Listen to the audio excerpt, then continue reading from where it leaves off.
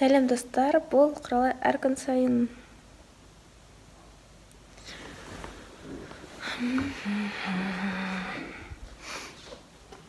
Күн салқын, кішкене тамағым ауырып тұр.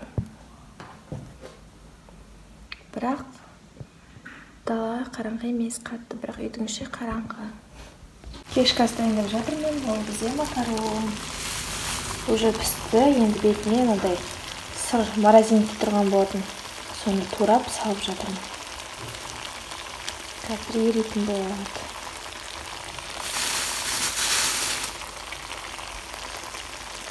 Қазір кешкі ас ішеміз біз. Егер тамақтанып отырған болсаңыздар, астарыңыз дәмді болсын.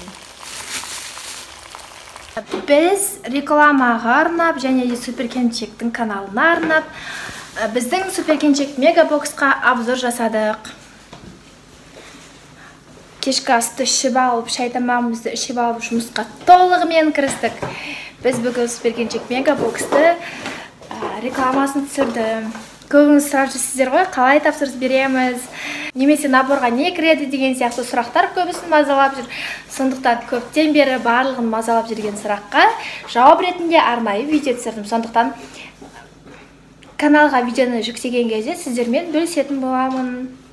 Бүгін немесе ертең каналға видео шығатын болады. Сондықтан күтіңіздер. Рафаэлло тортына тапсырыс келген болатын. Мінекей Рафаэлло конфеттерін орналастырдым. Демек, тортымыз дайын деген сөз. Бізде творческий беспорядок.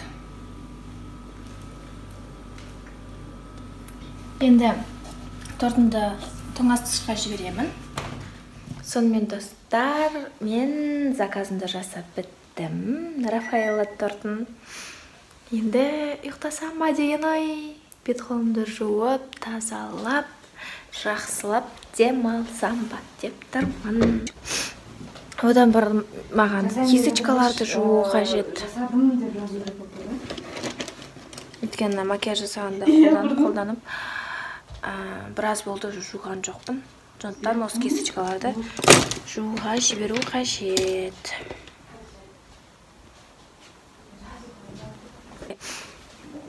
Менде негізі мынадай формадан, яғни кондитерге арналған формадан екеуі бар. Біреуі мынандай ақ, қара клеткасы бар. Біреуі осындай қызыл.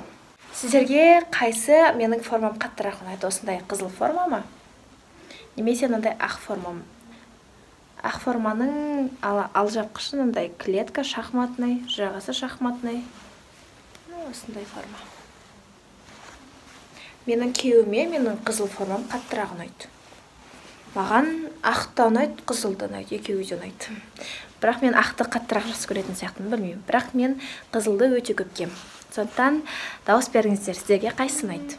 Кәдімгі әдеттегідей проблема.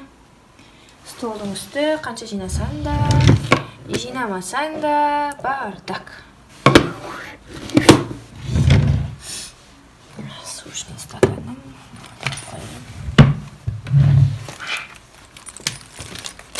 Кисточкаларды жаңағы кисточкаларға қосу керек жууға. Мынаны мында қоясың.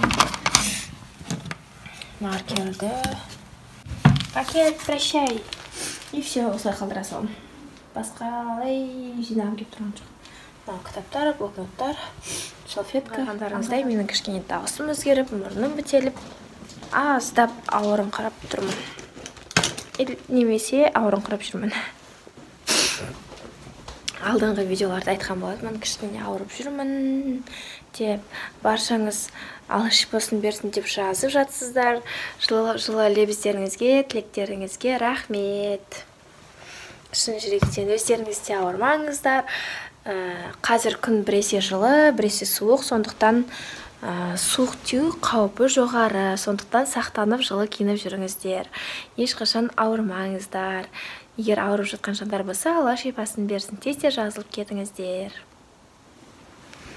Мүмкін мен лимонмен шай ішіп барып ұйықтайтын шығармын. Қалай қарайсыздар?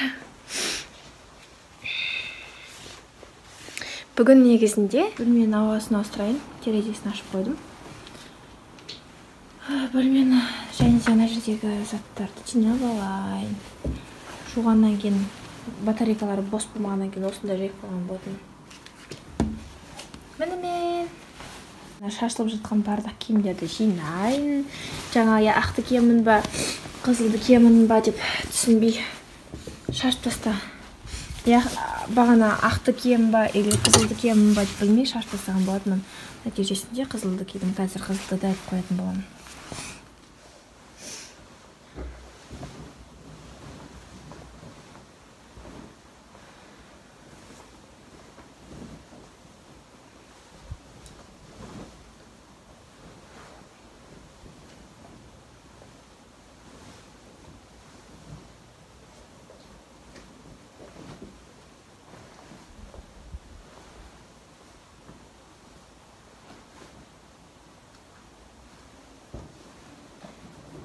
Үйді таңертең жинайсың, сосын кешке дейін шашай бересің.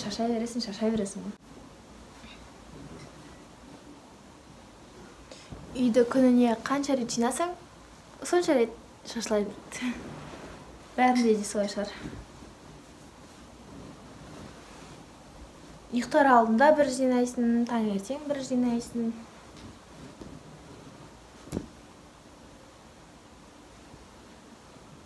Қазір мысалы қайтадан сүзгілерді қолданамын. Қайтадан алам сосын.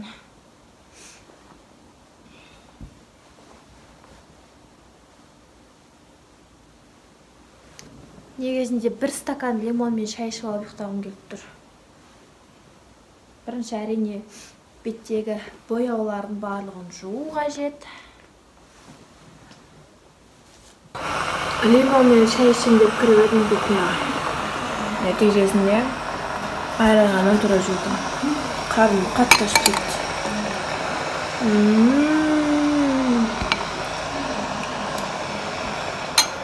Және де қыздар менен сұрап жүр. Тортыңыздың рецептері шықпай кетті ғой деген сияқты. Каналыңыз влог қайнап кетіпті деп. Қыздар, бұл влогтың каналы, яғни күнделікті видеоның каналы.